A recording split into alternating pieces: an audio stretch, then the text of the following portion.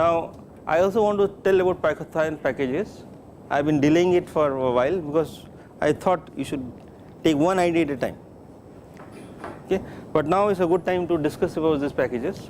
So in a programming language, if it is a rich programming language, it has many features, and when you start working on it, you don't include all the features. Why shouldn't you include all the features? Because it will occupy your RAM, no? All the function, everything will occupy your memory. It will make it slow. So if I put every Python packages, in fact it will fill up your laptop. So it's a good idea to use ones which you need. So the packages we need for this course are NumPy, which you already know, NumPy, numerical Python. Okay, so this is for arrays and numerical functions like sine, square root, all that factorial. Factorial it doesn't do. I just checked, NumPy doesn't do factorial. NumPy will work with arrays. Its strength is arrays, and I discussed that in the class. So if you want to use arrays and NumPy and operations on arrays, if you want to just use math on single variables like factorial 5, then you have to use math. So there are a lot of common functions. I mean, sine of a array is same as sine of, I can make an array of one number. So sine is accepted, sine of 5 will be accepted, but not factorial of 5. C math is for complex numbers. Math has quite a bit of it. NumPy also, sometimes you may just not need C math, but if you see your complex numbers are not working, then you import C math. I will tell you how to import it. There is something called matplotlib. So this is for plotting, which we will do in the next class.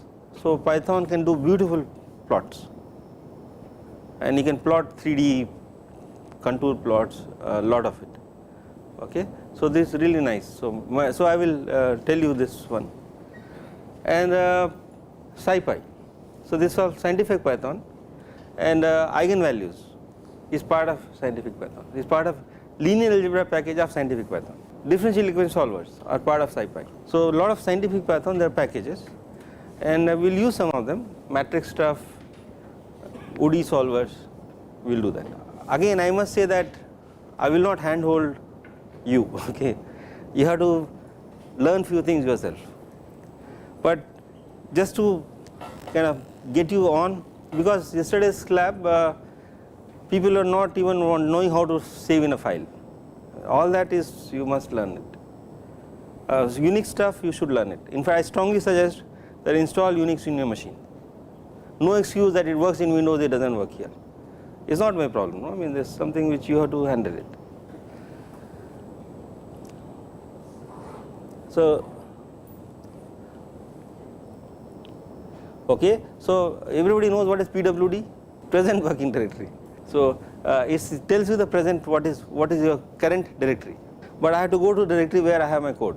So I can just start Python from any terminal, but if your program is written in a file, then you have to go to that particular directory, then only you can run it, otherwise you don't know where to search. But let's start doing Python here. Let's go to that directory actually, because I need it for something else. Is there? So one trick is, if you put a tab, if you're not bash profile, if it's not screwed up, then it will just complete the string. 473. So I can always see what is there. It's not easy to see from here. So ls will tell you where it is, what are the files inside, and okay, so this is where I want to be, because my codes are here. I just start IPython. Please recall that I had put minus pylab before. Okay, so pylab imports NumPy as well as math stuff. So it is useful. It is also part of well, it doesn't import everything, but very useful thing it imports, including eigenvalues, right? Ig worked. But if you just don't do it, then this will come. Now you can't see this blue color, but let's just start. So it's usual stuff, x equal to 5. but I want to say sine of x. Do you think it will give the answer? Sine not defined, because it does not know what is sine. So I have to import numpy, or you could also import math. Math will work. So you can import both. So let's import math and see whether it will work. So if I say import math, it will import everything of math. Now what should I say? I imported math. Sin x, will it work? So it won't work. So it's part of math package. So I have to say math dot sine is part of it. So you have to give the Kanpur, IIT Kanpur, then home. So you have to go in that sequence. So you have to say math dot sine of x. This works. Okay. So we import a package. Then you have to, from the package you have to say this. So there is another way to do it. So I don't want to write this math dot. So there is a way to do it. So this you should remember. I mean these are simple English, but you should think logic. So let's do, I want to import cos. But right now math everything is imported. But I can just, I could, if I had done this, from math import sine. So it will import sine function. In fact it imports it, it compiles it, it has an object file sitting there. Okay. If you know this object stuff, so it is sitting there. If I do this, now I can use sine of x. So if I say sine of x, it will work.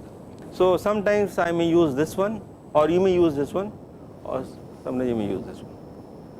Okay. So if you import, but you don't want to import everything, then you should say from import, from math import whatever you need. Not necessarily import everything, because that will occupy your memory. Here sometimes it's not a good idea to possess a lot of things. You just possess what you want, Buddha style. But what if I say array, will it work? No, a equal to array, I put work or no work? Array doesn't know. So what should I do? I import numpy. But it's a good idea to import numpy. So numpy is a long word. Sometimes the name of the functions are very, the packages are very long. So I want to make a short acronym. So it's usual to import as. So you don't have to say numpy dot. So we use np, shorthand.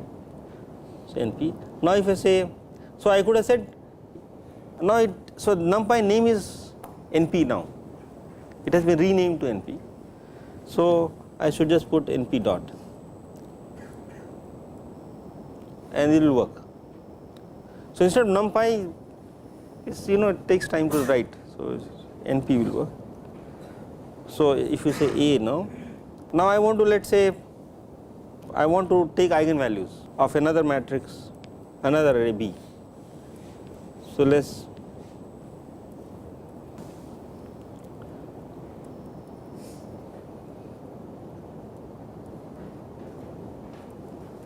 so this is array B. Now if I say like what I did last time, works? Because eigen it doesn't know, numpy does not have eigen as a function, IPython does not have it. So I have to import that I function wherever it is. So it's part of SciPy. So SciPy linear algebra. So SciPy has many libraries, a linear algebra of that. So I say from SciPy dot linear algebra. So it's again within, you are going down, import I. So you can import in many ways. So from this package I import I. Now if I say I b, this is how you import in different ways. If you want to import only few things, you import from this import. You want to import everything, you can also import the package name. So it comes in many flavors. So I listed some flavors here. So if things are clear, import is the way to do it, but there are many ways to import it, and you just think about it, and I will list it here, and this you'll find in this sorts, like import math, or from math import factorial. So you will import only this, import numpy, or import numpy as something, this shorthand, from SciPy import linear algebra. So I could import all of linear algebra, dot product. I don't remember right now, but you can do a lot of stuff with that. Linear algebra also has inversion of a matrix, lot of stuff. So SciPy linear. So I could also said I only want IG. So SciPy dot so I could do this. Now we'll need plotting. So this is what you should put always, from plot matplotlib import pyplot. So matplotlib is a very big library. So from that I need only some of it, which is looks like MATLAB. Okay. So for us it suffices to use pyplot, and I am going to use, instead of writing the 6-letter word, I will use PLT. So this will be my standard PLT dot. It turns out you can plot right now in PyLab. So PyLab is very useful for doing most of the operations on the screen. Okay. So that's why I didn't import anything, it was all imported. I could happily work so far. But if you want to use in a file, so when you import in a file, there was a problem yesterday. So array was defined inside a file. So you have to say array inside a file. So when you say run, it is running that file. So within a file you have to import everything whatever is required within that file. Okay. So that's why you need this stuff. Inside a file you need, even though you are doing PyLab, IPython minus PyLab, within a file you need to import whatever is required. So just to give an example, so at the top normally it's good idea to, I need a NumPy. In fact this was not required here, I believe. So matplotlib. So these are you put in top. Okay. And so things will work after that. So I use np dot. So you know the engineering, or rather you know the tools, you have the tools, but now how to write good codes, or how to write workable codes first. Good will come after a while. So there are tips. In fact there are books written on it, okay, a huge number of books. In internet you say how to write good programs, you will get reasonably good sites, and I think you should read. So I will give you some tips which were, I will tell you in 5 minutes or 10 minutes, but you should pay attention to it. It's critical. It's not like I can scribble something, computer will take it. Computer is a dumb machine but very powerful machine. So it can also eat you up, okay. So but you have to write properly to make it work. If you don't write properly, it won't work. You can't be frustrated it is there syntax error. You have to fix the syntax error. It should work in such a way that there is no syntax error. Okay. So the tips, one important point, I didn't see anybody, well few people were writing on a piece of paper, but please take a notebook in the lab session. Don't go empty handed. And you must scribble to get the idea. In fact I shouldn't want to write a code without thinking like this on the piece of paper. Okay. You must always think before you start coding. For a big code which I wrote, I thought for 1 year. Okay. So this is what we think a lot, how to design a code. The good big programs, 6 months no coding. You just think of design first. Okay. So don't need to, you will make mistakes if you just start coding. So like you don't start building a big complex, okay, order of brick, order sand, you don't do it, you first design the building. Okay. So this is critical. You should, even for simple things like searching in the last class, you should think before you start coding. It should become a habit, a clean design. You don't want to say, well now I need it so I will add a room. It will look ugly in a building. Similarly in a code, you shouldn't simply just create a variable, indentation is not there. Python is very good that way. It will enforce indentation. I have seen students writing everything from column 0, Fortran codes. Never do it. Indentation is good for you, forget about others. You can't understand the code if you just start from everything from column 0. The code should be understandable. Okay. So clean design is critical. Think simple. Don't think complicated. You can't write good code with complex thinking. In fact, that also good for physics also. I do believe that we think too complicated and write too many junk papers. Think simple. So there is a phrase in computer science, it's called KISS. It means keep it simple, stupid. So keep it simple. Some clever programmers want to put in some clever things in the code. It is not advised, because you yourself will come and look at it, what did I do? So even though it may take one more line, keep it simple. Comments. You should comment your code, what is input, what is output. Few lines you should comment. I don't know last time what variables were using, so it should be good choice of it. For example, I'll do one illustration. I will try to write a code for searching. So my variable must be chosen with some thought, like factorial. I should not say x equal to something. So factorial, I put fact. I didn't want to use the word factorial for my variable y. It will conflict with the name of the function, and that's even though Python may work, I don't know, I didn't test it, but it's not a good choice. So this is important. At least 2 students asked me gotos. Goto is banned. Why is goto banned? Goto is banned because suppose I say after the class you go to Kanpur University, okay, that's what you do, your next class is. That is means goto. Goto will take you somewhere very far away without logic. And from Kanpur University you will go to Meerut for the 3rd class. So this is not a good design, right? Goto is, you should go in the neighborhood. Next line is what you should go to, unless it is told. So if you need to go somewhere, use function. So function will do the job. So you say, on the whole I take a vacation to that place and I will finish it off and come back. So gotos are not there in, I mean Python, I don't think it is there. There is no line numbering, so it is not possible. Well, I believe so. I mean, there may be a trick to do it, but you don't need it. You should not needing it. It's banned.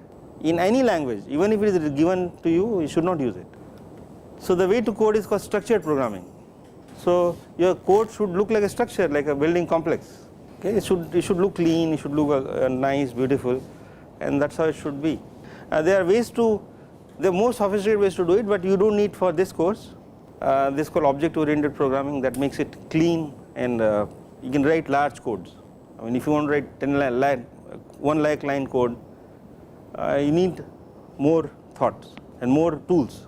So object-oriented programming achieves that, but we don't need for this course. So any questions on this?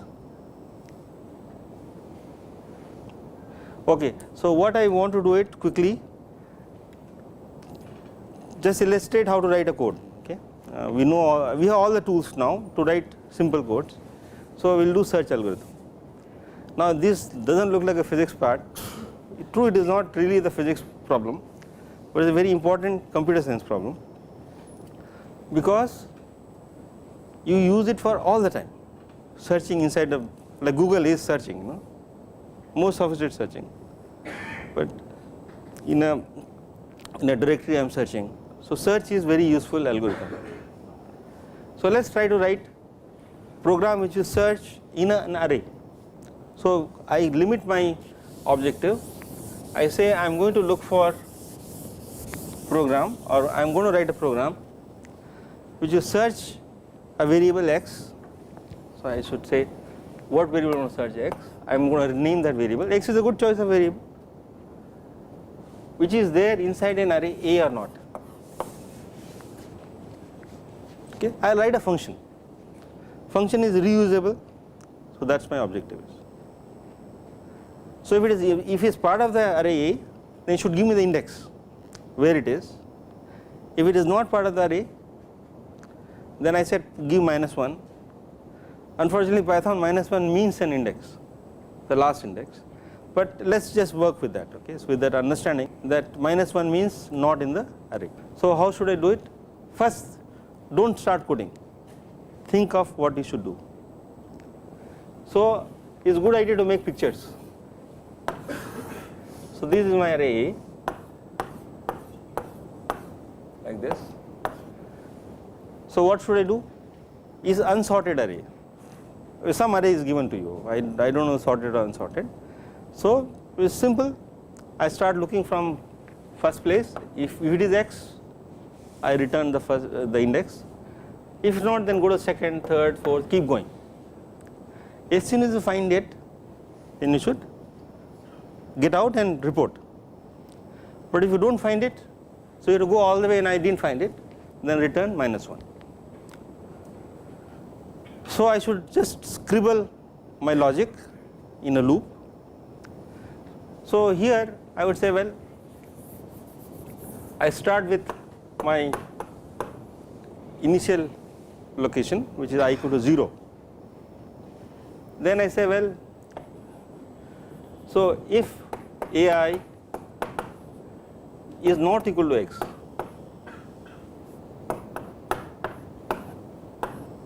then I should go to the next one. So I can just simply write if, keep going.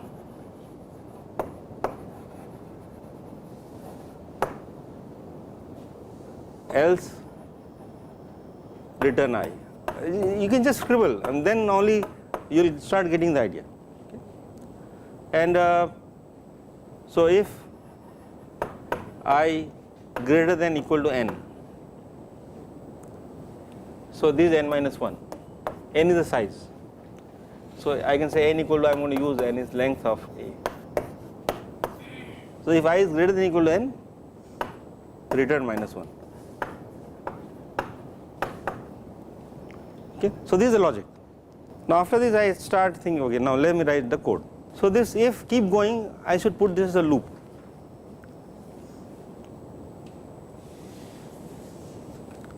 So I'll say I'll just put these two in the loop. So I can say, so let's put it here. So while, now this is getting converted into a Python code, while ai not equal to x. So I should just increment I. In C you write like that, I equal to I plus 1, and keep looping. As soon as ai equal to x, it will come out anyway. Okay, so this is the important part. So this has been, so this will give me the answer. I have to make sure that this is also true. So let's write the code. Once the logic is there, it's quite easy. So let's start writing the code. So search x in unsorted array. Return index I, ai equal to x. If x does not belong to A, so this is nice. When you come back to this code, you know what this code does. So it is written at the top. Now I will start writing the code. So def name of the function. Now I will give this two arguments, right? So two arguments are array A and x, colon. Now I start with I equal to 0. So it's good idea to keep some blanks. Reading is easier. So while loop, while ai not equal to x, colon, I increment I. So I is reserved for loop variable. Okay, so good choice. Now as soon as x will come, it comes out, I can just say return I. So in fact return I. If x belongs to A, this code should work. So let's run it and check. This 4-line code, a 5-line code, it works, should work. There is a problem. If you know that if x does not belong to A, then there will be a problem. Okay, but let's just make sure it works. So it's a good idea. Python just it gives you a flexibility. Does it work if it is part of A? Then I will more worry about it. It's simple line I have to include, but I will do it right now. But let me first test. So I should make sure I am in the correct directory. I am in the correct directory. So run search. So when I say run, it is going to import, basically compile this function and keep it ready for my use. So I can run search. So it runs without compilation error. Suppose I miss something, so So let us say I missed this colon, no need to get hassled, you have to just work.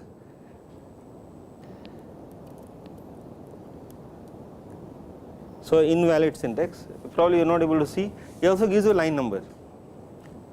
Actually I used it so that the white is easily viewed from the screen. So it tells you where is the error. So the error is here, in fact it is telling you that invalid syntax. You can see, well it is probably not visible, while is in front of while. So you know where to look for the error and go there, and so it runs. Okay. Now I need to check it works or not. So I define an array, let us do a list. So list is as good here, 1, 3, 6, unsorted, so I can put 5 here, 4 of them. Okay. And so I need to search. So let us say I am searching in array A 1. So I should get answer what?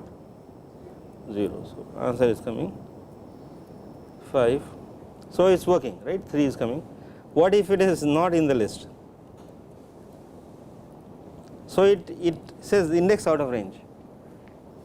So it went there and it tried to do the comparison. So I increased beyond, so it kept searching and it read, so it did not find it here, it came here. So I mean I can't search in that now anymore, this is beyond the size. So this error it is given. So I need to fix it. So what I could say is, so I can just make a simple change. So I will say, well, if I equal to n, is this condition, I just insert in my code. So if I greater than equal to n, break, so come outside the loop. Now return I will not be the correct answer, no, actually it will give you for, if I run it presently, so it will not give -1. So actually let us break, so do not do too many things in the loop, that is my suggestion. So I have the index I can, based on the index I which comes out, I can take a decision. So but other code is also equally good, I mean I have no problem, but I would like to write less, if I greater than equal to n, then I know it is not part of the array, or let us say less than, so less than n, then I know it is part of array, right. But this code, this loop can also return something outside else, return -1. So let us again, you have to again load it because the code has changed. So run again. Now search n not defined. Okay, so n is not defined, so I can do n here, n equal to,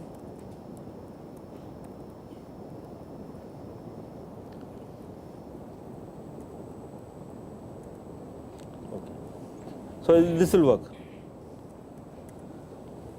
So this is how you write the code. So it should be clean, no tricks, it's just simple loop, but each variable means something and you do it. Now this is for unsorted array. How many operations does it require? Not always. So you have to give for this problem what is the best scenario, worst scenario and average scenario. The worst scenario is n, you have to just search everywhere. Worst case, the best case is 1, first time you got it, and average is n by 2. But suppose in a dictionary I want to search, dictionary is another search, okay, dictionary is really you search. How many words are there in a dictionary, like 1000-page dictionary? There will be 1000 times at least 100, no? So 100,000 words. If you do linear search, you want to do linear search or do something else? Why dictionary is sorted A, B, C, D, why isn't it jumbled up? So it's jumbled up, not jumbled up because you can search by some clever scheme, and we do it. In fact, I asked the puzzle and everybody answered yes, yes. Like if you think a number between 1 and 100, then how many queries do you need to find out what the number I have thought about? Do you need 100 queries? You need less. How many? 6. Actually 8. So it is called binary search. So the idea is, in fact this code can be easily written. So idea is that, so it is sorted array. So sorting is a very important algorithm in computer science and also in daily lives. You sort it, for searching is faster. And how do I do fast search? So if my array is there, is increasing order. So this is my lower variable and this is my upper variable, and we define a mid, which is the average of the two. So see whether number is less than mid or first equal to mid. Equal to mid, you got the answer. The first you should check whether x is equal to a mid. Then you return if you get it. If you don't get it, then see whether it is less than a mid. If it is less than a mid, then where is the number? Is from here to here. But if it is greater than a mid, then it is here. Now I do the same thing for this part. If it is here, then again I go from is sorted array again this part. So again I ask, go to the mid, is it equal to this? If not, here or here. Keep going down, you converge quickly. In fact, you need log n steps. If you think about it, it's a tree you're creating, each time you're dividing by 2. Okay, so to reach 100, I divide 50, then 25, then 12. So that's how you keep going searching, and you reach in 6 steps. So that's called log. No, log. This is log. So log n is quicker. In fact, log n is real gain, and that's why binary search is what is used for searching a sorted array. And how do I write the code? Now I won't be able to write in 2 minutes. So this was a standard one, sorted array. So it looks, the idea is here, but the first check whether this array is, this number is within the bound. It's sorted, so it's easy. You should see whether it's less than a. So this condition is important. You should write all possible scenarios, otherwise your code will break. So this is the condition if it is beyond the size. In the code I have a documentation, some comments, but here I didn't write the comment. Now if it is, so while it is not equal to a mid not equal to x, I shrink from the, so this is again a condition. If lower is equal to upper and a mid is not equal to x, then what do you know? It doesn't belong to array, right? You come down to the bottom of the tree and lower equal to, it will be lower equal to upper at the bottom, and if a, this is not true, then you break. If it is less than a mid, then you go to the left, greater than a mid, then you go to right. So these are variables which will tell you what it means, and you keep doing the loop. Now when you get out, it could be this scenario, or it could be because it was equal. Equal, then I say give me the index of the mid. If it is not equal, then I return -1. Anyway, so this is the algorithm, and please think about it. Okay, it's not straightforward, it's not difficult either, but I suggest that you write your own code. Everybody, okay, all of you should write their own code and see whether you can do it. All right, so I do want to go a bit slow. It does look easy programming, but it's not so easy, especially if you are not used to writing programs. Okay, I just want to make few remarks. That computer is a non-intelligent entity. Okay, you may, I mean, there's another debate that computer is intelligent or not intelligent. If you see some science fiction, they will have their own views, but it's a programmer whose intelligence goes in the computer. Okay, so you have to tell this computer in a very logical manner, extremely logical. If you make a mistake, it won't. Okay, so and it has a way to understand. So you have to exactly tell a machine. How do you tell a machine? You just have to make the very clear-cut instructions. But it's also true. This creator of C++, Stroustrup, so this book is very famous book. C++ it brought in a big revolution in coding. So he makes a remark which I do like it. He says, if you can get it right on a computer, then you understood it completely. So you may think that you understand some concept, but if you can program and get the result what is expected or what you think you predict, then you got it right. I mean then you understood it completely. In physics, it's always recommended that you do the derivation yourself. Okay, don't look at the book and I understood it. But after that, you should also program it. If you can program it, then you understand each step. So for us, when we simulate fluid flows, we have certain ideas, it works this way, but when you simulate it, then you get a better understanding. Okay, so programming is quite critical, especially as I said in modern times, first class, and so it has its own merits. You can understand it better if you program it and you get the result. And sometimes you are delving into unknown territory. So as I said, this is a numerical experiment. So the bottom line is you have to program in a very logical manner. That's what programming is about. So I think what I want to do is I just want to redo this, just go quickly. I hurried up in the last class. I think it's important to emphasize some of the ideas once more. So search algorithm we'll just go through once more, so quickly now. So first is called this order n. O is order n.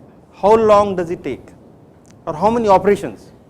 Actually, how long I can't say, because faster computer will do it in a shorter time. So order means how many operations does it require. Here operation will be comparison. You compare two numbers. Okay. When I am searching in Google, it's more sophisticated, but you are comparing strings or comparing. So Google, of course, they make money because they have very clever ideas. They don't do it like this. They certainly don't do linear search. Okay, but comparison is important for this operation. For numerical computation, you multiply and add, and of course divide. So division takes longer than multiplication, and multiplication takes longer than addition, but all of them are clubbed as floating point. Okay, now there are details, how long does it take, but each number is called each operation is called floating point operation. Multiply, add, division. Here comparison, so how many operations does it take? Order n. So we look at average. So as I said, this the fastest is 1, because you get the first number. Slowest is n minus 1, well n actually, in fact the last number. Average will be n by 2. So if I do thousands of them, then I will basically get number n by 2. So this is important. In fact, we will come to this idea again and again. Numerical computation, an algorithm. So this is called algorithm. How do you search? I showed you an algorithm, and this algorithm is linear search. We go from beginning to the end, and it has complexity. This is also called complexity. Okay, I didn't write the word complexity. So this is called time complexity. So the two words, maybe you should know it. So this is called time complexity.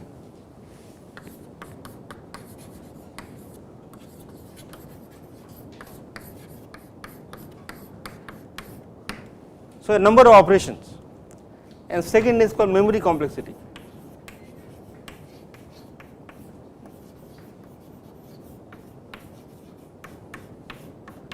How much memory does it take? So for this problem, you take order n. Okay, so array size is a memory required. So if you look at the code, it's very easy. So I did this in the last class. So the while loop. So I do not use the for loop because I may finish before going to the end. For requires beginning to the end, so you do not need to go to the end. So while ai is not equal to x, so the index ai, well I am searching here, so whenever I see I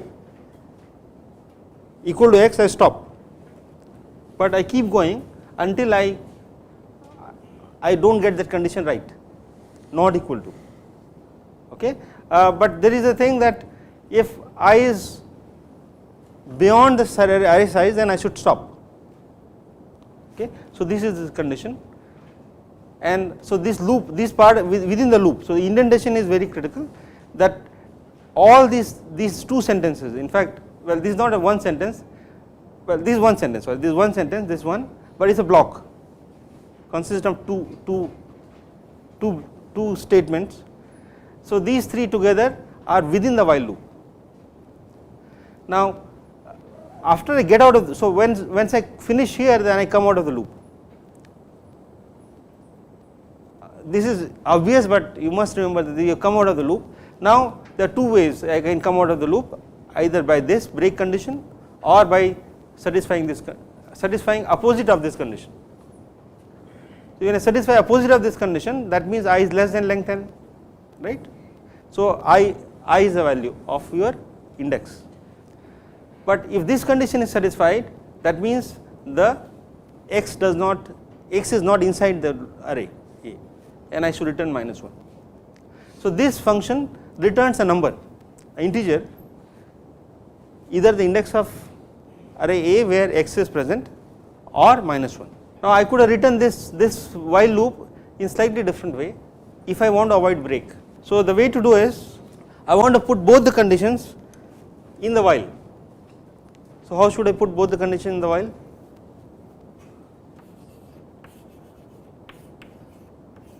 So I have to say that of course ai is not equal to x and I is less than n. So if both the conditions are satisfied, you continue. If any of the condition is wrong, then you get out.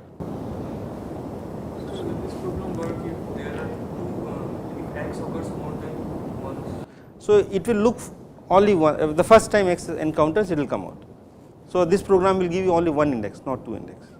Good question, it gives only one index. So if I want to avoid break, then I have to say ai not equal to x. So if this is true, and so I do get mixed up with whether should I put or should I put and. So that's why break is easy to kind of think of. So this can be confusing sometimes, and my mistakes are there in this, either and or. So I can tell you that much. I less than n. No, so I continue till these two conditions are satisfied. If any of them, so when will it get out? If any of them is not satisfied. So if this is not satisfied, it will get out, or this is not satisfied, this is get out. So this Boolean stuff you should also, x and y, x or y, not of this is what? So this is not x or not y, okay. So this I am saying is not. So this one is important when you program, in fact you need it.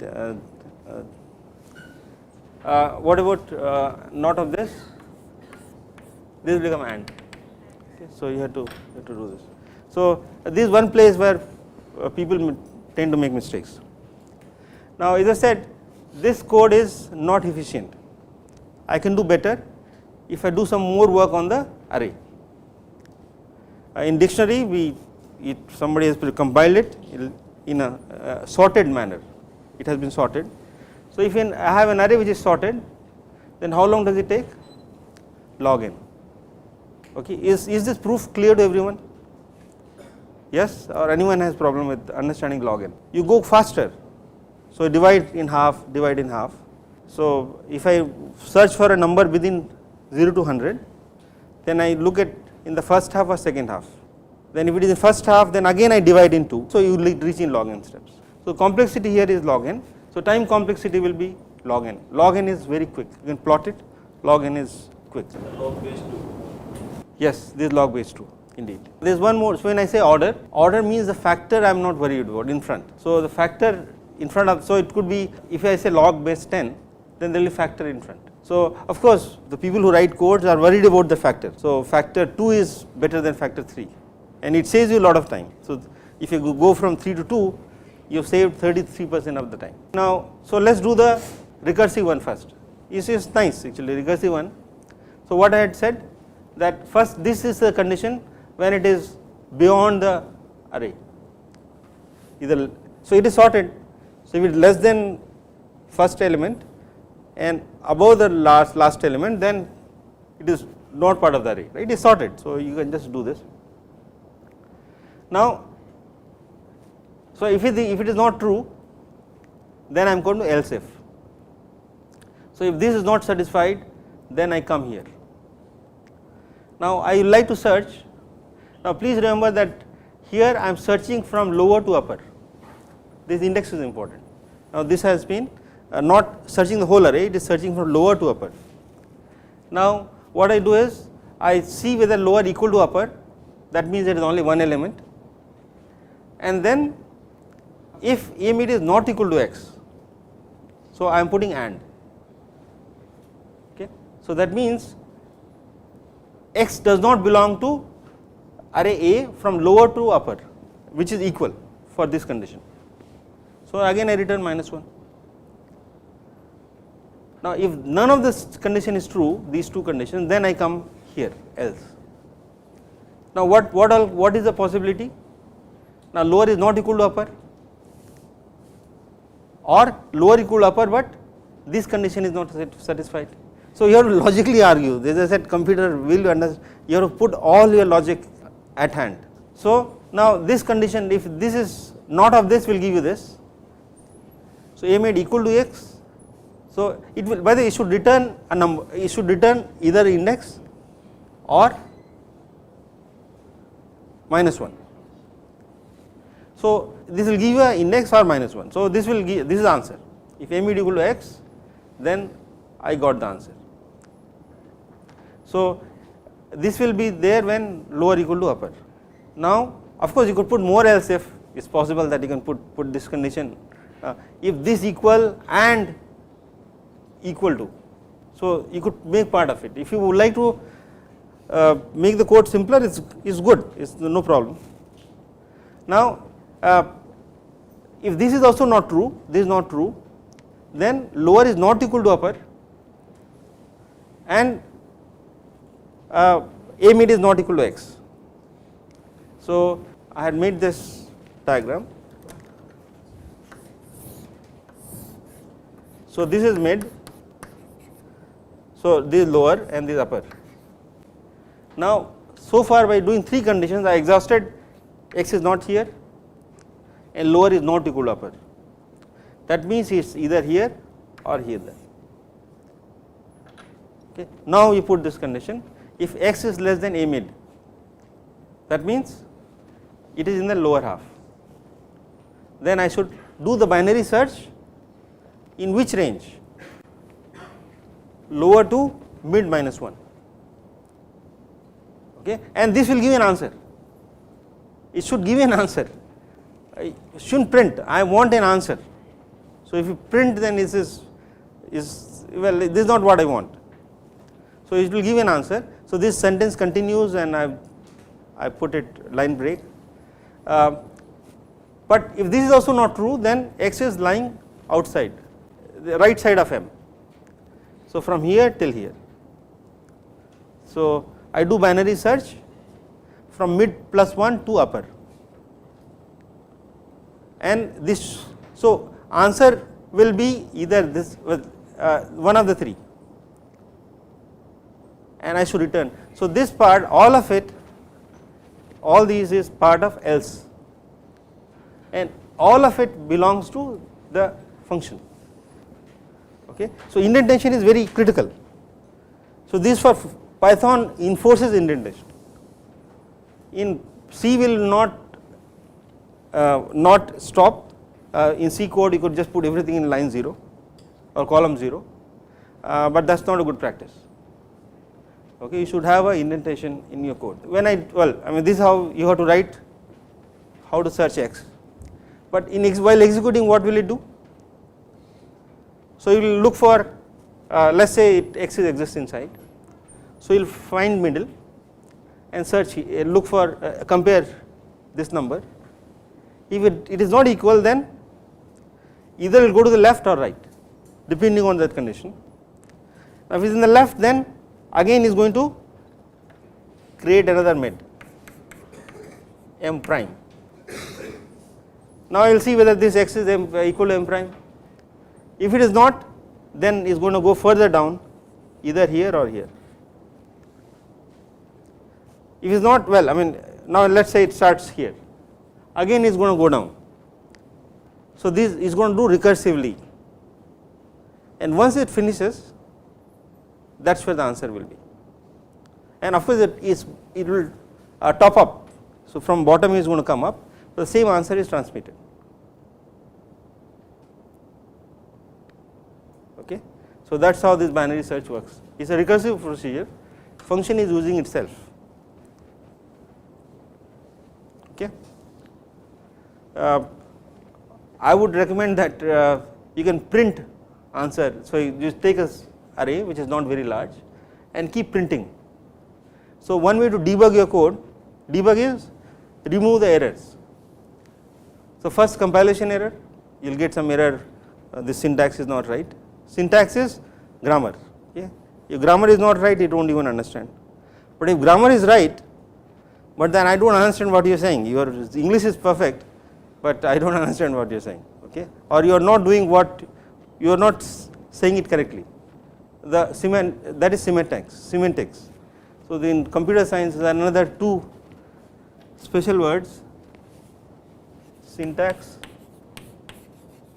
So this comes out while interpreting. So error comes, no, when function not defined, all that error comes. Other one is semantics. My English is not good. Semantics. SE. Semantics. Okay. CS, I think. So this is meaning. So what is the meaning of your? So if your semantics is not right, this code will not give you the correct answer. So that is why you need to test your code. So one way to test your code is put lot of print. So one idea is to just print here before return. So you see output on what is happening at different loops. This code is going to be expensive.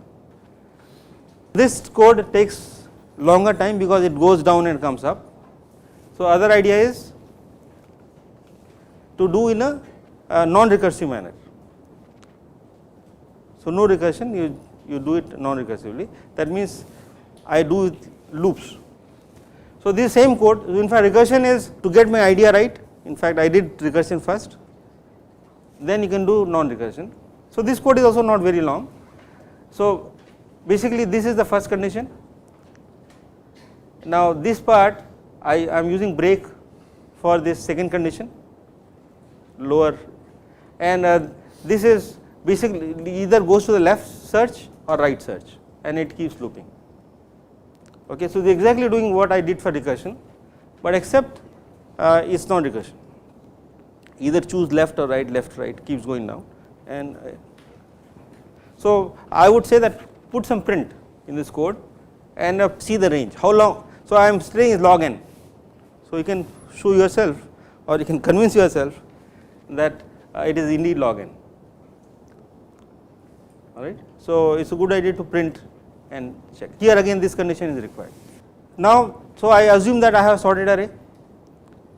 So if the array is not sorted, so one important point is to do sorting. So in fact when we do fill up the Excel sheet, is sorted in roll number wise. So it is easier to search for in the large class.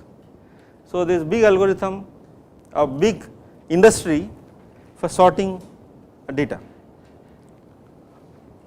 Numbers are of course easy to understand, you sort in terms of increasing order or decreasing order, but you can also sort strings. So A, B, C, D. Okay, so there is a way to say which is lower and which is higher. Sorting, this homework, so please do it. Sorting is easy for the simplest algorithm. Of course, there is large number of sorting algorithms. The easiest one, what will the easiest one will be? Easiest sorting algorithm. I have to keep the number in decreasing order, let us say, bubble sort. So first get the largest number by searching. So you search and pick the largest number. You can do binary search if you like. Put first. Then remove that number. Largest number is here. Now from number 2 onward to the last number, I search for the second largest. Put it here. So I keep doing it, and that's how I will sort it. Is not, in fact, is the worst algorithm. How many operations will it take? Sorry?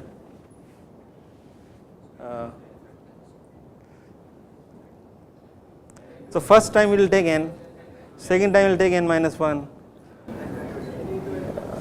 So no. So you can just do it, if I just do it n plus n minus 1 plus 1. So 1 to n, you sum it up, n into n plus 1 by 2. So is order n square. Okay. So this is order n square algorithm. Sorting can be done in n log n, the good ones. So in fact you can bring in some of these ideas so this is called divide and conquer. So divide the data in 2 parts, do the first half, second half. So we will not do that part. Sorting with more complex algorithm will save time, but that's not, this again is not part of the course really. Okay. Now the last thing is help. So Python has a very good online help. So when it will be part of your IPython. So I can go to the terminal and I do it, but I will just tell you from here, you will save time. So you can put a question mark, people are using it. So you put a question mark and the function name, you will get details about that. So let us just do it quickly. So question mark, suppose I want to know what does square root do. So it tells you what does square root do. Okay, so square root, so it gives the details about square root function. Now you can just quit. So Q is quit. You can, so plot, I am looking for some symbol, so you will get some description about it. Okay, so it is very useful. I do not need to go to the internet, this is part of Python, IPython. Now there is one sophisticated thing, that within a math library, so import math, no, but I want to know what all math library does. So math I think is imported already. So here math dot, please see, put a tab, everybody knows tab. Just put a tab, then you will get all the libraries of math. Math tab, math dot tab. Okay, so I am just putting a tab. So it just gives, so it is very useful if you are looking for, I mean suppose I forget the syntax of log or log 10, okay, so you get it from here. Now there is another thing called help, online help. This I believe will require internet. So if I just say press help colon this thing, so I can now get help on the module. Here I will not in the online help, the help I just showed you right now before this, will not tell you help about array, what does the object do, what does the module do, but here if I just say array, it tells you all about is a module array. So it is more on module and libraries. So matplotlib, if you want to know, so it tells you that it is a package, matplotlib is the name of the package, what is the file, so description, so it is very detailed online help. So any question on this? So basically I finished programming. So it was quick, right? I mean, if I did C, it should be taking double the time. Be careful with function. It is very powerful, but it can be frustrating. I did get frustrated when errors come, not able to get the answer. But Python has evolved, is easy, but you have to be careful. Python returns any type. So it's a def function name, so it doesn't tell you what type. So it could return integer, it could return float, it could return an array itself, or it can return two objects. So it, as suppose I want two indices, for example, he was saying, if I know that this x is occurring twice, so I could get index I1, I2. So when you say return, you have to put return I1 comma I2. So you will return two of them. And where will that be? So I could, so the answer has to be, to invoke it, you have to say x1 comma y1 equal to search a comma x. So first one will be stored in x1 and second one stored in y1. So if you are expecting something, you better store it somewhere, otherwise the function is not going to give you the answer. So you should store it. So that's why Python is cryptic, in the sense it does it fast, but you must be careful what you are getting. When you say print in a function and you are not returning anything, then you don't need this. Okay, this part is not required, otherwise we need it. Okay, so this part is programming part.